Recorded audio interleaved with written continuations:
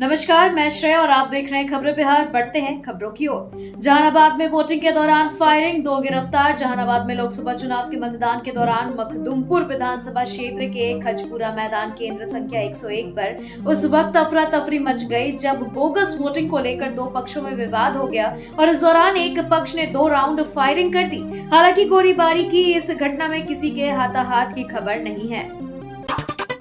लोकतंत्र के महापर्व के दिन मां की मौत, घर वालों ने कहा पहले मतदान फिर करेंगे अंतिम संस्कार। जहानाबाद के मखदुमपुर विधानसभा के बूथ संख्या 151 देवकुली गांव में एक महिला की मौत के पश्चात परिजनों ने पहले मतदान करने का निर्णय लिया, इसके बाद दाह संस्कार करने की बात कही। जहानाबाद जिला मुख्यालय से सटे देवकली गाँव के रहने वाले मिथिलेश यादव एवं मनोज यादव की माता, जो लगभग 80 साल से अधिक उम्र की थी, उनका निधन हो गया था। निधन के कुछ ही घंटे बाद मतदान प्रारंभ होनी थी। ऐसी स्थिति में सभी लोगों ने मन बनाया कि हम लोग पहले मतदान करेंगे और उसके बाद शव का दाह संस्कार।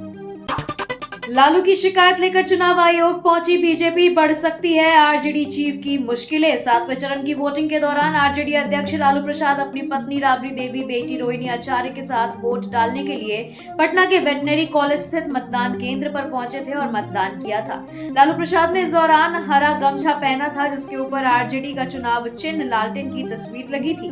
बीजेपी ने इसे आचार संहिता का खुला उल्लंघन बताया है और लालू के खिलाफ कार्रवाई की मांग की है। एक तरफ अंतिम चरण का मतदान तो दूसरी तरफ इंडिया गठबंधन की बैठक। दिल्ली में खड़गे के आवास पर कई दिग्गज नेता रहे मौजूद। एक तरफ लोकसभा चुनाव के अंतिम चरण का मतदान होता रहा और दूसरी ओर दिल्ली में इंडी गठबंधन की अहम बैठक चलती रही। 3 बजे से शुरू हुई इस बैठक में इंडिया गठबंधन के कई बड़े दिग्गज नेता शामिल हुए। कांग्रेस के राष्ट्रीय अध्यक्ष मल्लिकार्जुन खड़गे के आवास पर यह अहम बैठक हुई, जिसमें सोनिया गांधी, राहुल गांधी, प्रियंका गांधी, तेजस्वी यादव, मुकेश सहनी, संजय सिंह, राघव चड्ढा, झारखंड के मुख्यमंत्री चंपाई सोरेन, कल्पना सोरेन समेत कई अन्य नेता शामिल हुए।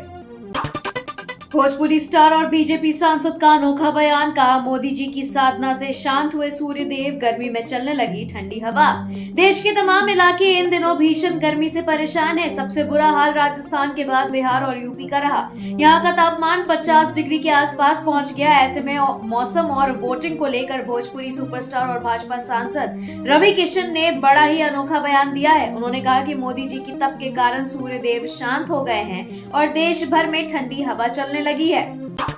एयरफोर्स कॉमन एडमिशन टेस्ट के लिए आवेदन शुरू, इस डेट तक भर सकते हैं फॉर्म।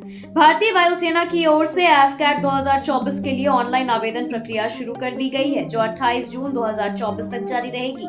जो भी अभ्यर्थी इस एग्जाम की तैयारियों में लगे थे, वे तय तिथियों में आवेदन प्रक्रिया पूर्ण कर सकते हैं। आपको बता दें कि इस भर्ती में माध्यम से कुल 204 पदों पर नियुक्ति की जाएंगी। Application form official website fcat.cdac.in/fcat पर उपलब्ध करवाया गया है, जहां से आप तय तिथियों पर फॉर्म भर सकते हैं। लोक निर्माण विभाग में 80 जूनियर इंजीनियर की भर्ती, आवेदन 5 जून तक।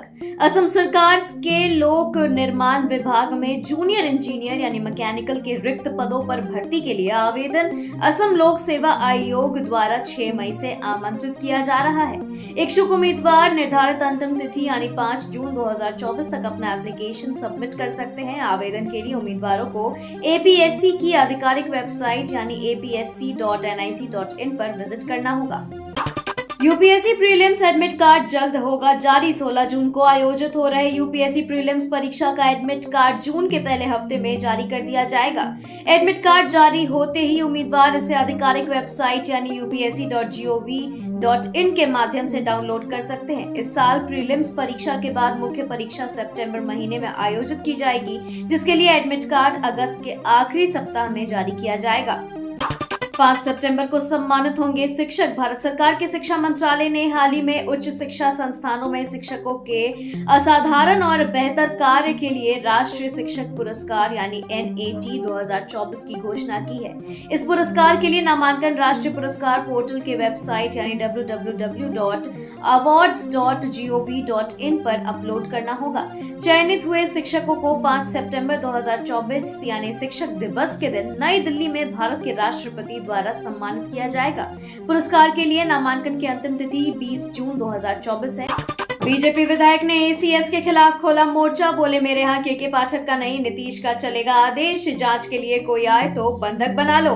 पूर्वी चंपारण के गोविंदगंज से भाजपा विधायक सुनील मणि तिवारी ने शिक्षा विभाग के अधिकारियों को लेकर ऐसा बयान दिया है कि वह सुर्खियों में आ गए हैं। बीजेपी विधायक ने के पाठक का विरोध करते हुए कहा कि के पाठक को कुछ समझ में नहीं आता है। स्कूल में बच्चों के साथ साथ शिक्षकों को भी गर्मी लगती है, इसलिए शिक्षकों के भी स्कूल आने पर रोक लगनी चाहिए।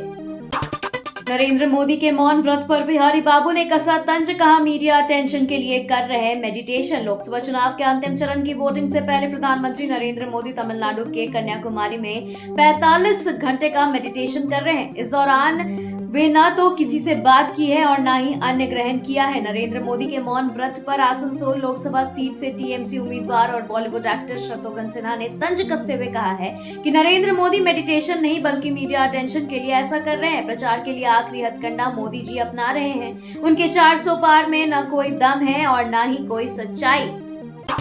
बख्तियारपुर में सीएम नीतीश कुमार ने किया मतदान, राज्यपाल और लालू परिवार ने भी डाला वोट।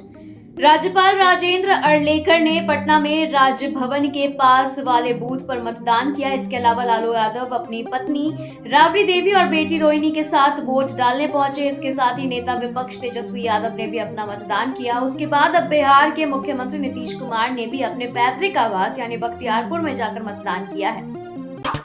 हादसे की शिकार हुई तेज रफ्तार बस, दुर्घटना में दर्जनों लोग घायल। हाजीपुर में यात्रियों से भरी तेज रफ्तार बस हादसे की शिकार हुई है। इस दुर्घटना में बस पर सवार कई लोग घायल हो गए। घायलों में कुछ लोगों की हालत नाजुक बनी हुई है। घटना बनारसी चौक के पास की है। सूचना मिलते ही प्रशासन द्वारा घायलों की नजदीकी अस्पताल में भर्ती के लिए उन्हें ले जाया गया है। वहीं लोगों ने बताया कि बस काफी तेज रफ्तार में थी और सड़क पर दूसरे वाहन को बचाने के चक्कर में बस दुर्घटनाग्रस्त हो गई।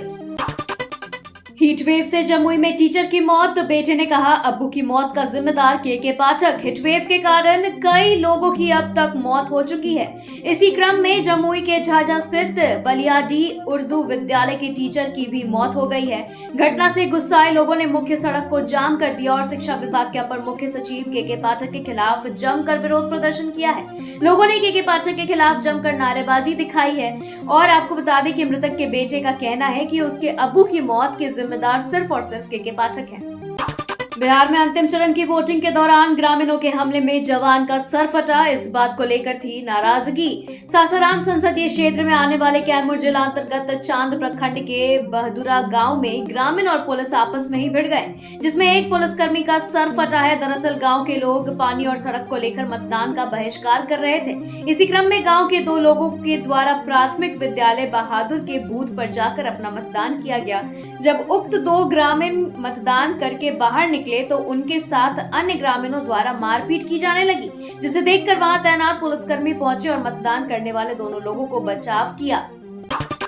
पटना में जेपी सेतु समानांतर नया 6 लेन पुल बनाने की मिली हरी झंडी, इस दिन से शुरू होगा निर्माण कार्य। राजधानी पटना में गंगा नदी पर जेपी सेतु के समानांतर वर्तमान पुल से करीब 180 मीटर पश्चिम में नए एक्स्ट्रा डोज केबल 6 लेन पुल का निर्माण अगले महीने तक शुरू हो जाएगा। इस संबंध में निर्माण से संबंधित सभी कागजी प्रक्रियाएं शुरू कर चयनित निर्माण एजेंसी को हरी झंडी दे दी गई है। प्रधानमंत्री नरेंद्र मोदी ने 6 मार्च 2024 को इस पुल का शिलान्यास किया था। ऐसे में इस पुल पर वर्ष 2027 से आवागमन शुरू होने की संभावना है। हर्षराज हत्याकांड में खुलासा, 5 छात्रों ने रेकी कर तैयार किया मर्डर का प्लान, यूनिवर्सिटी से बाहर हुए अमन पटेल। पटना लॉ कॉलेज में हुई छात्र हर्षराज की हत्या मामले में एक और बड़ा खुलासा हुआ है। इसके अनुसार हर्ष की हत्या से एक दिन पहले यानी 26 मई को हर्ष की हत्या की साजिश रची गई थी। सूत्रों की माने तो साजिश रचने में चंदन कुमार, मयंक, लक्ष्य, अरुष, अमन पटेल और आर्यन पटेल शामिल थे। इन लोगों ने मिलकर तय किया था कि 27 मई को किसी भी कीमत पर हर्ष से बदला ले लेना है।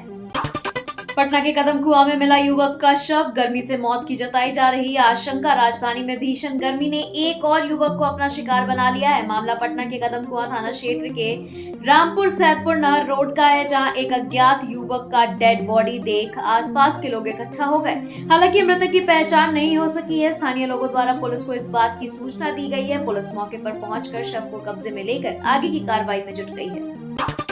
सुप्रीम कोर्ट ने मोकामा से राजद प्रत्याशी अनीता महतो को दिया झटका। चुनाव में धांधली को लेकर दायर याचिका पर सुनवाई से इनकार।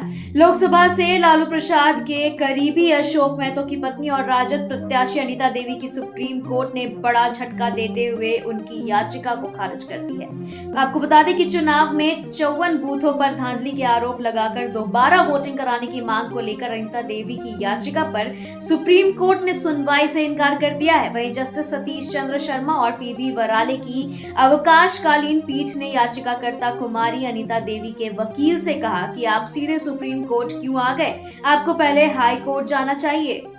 आज से रोना, 4 जून को ईवीएम को कोसना। पूर्व सीएम जीतन राम मांझी ने इंडी गठबंधन के अगले 4 दिनों का बताया कार्यक्रम। जीतन राम मांझी ने अपने सोशल मीडिया पर ट्वीट कर कहा है कि इंडी वालों का कार्यक्रम चुनाव के बाद शाम 5 बजे से रोना शुरू होगा।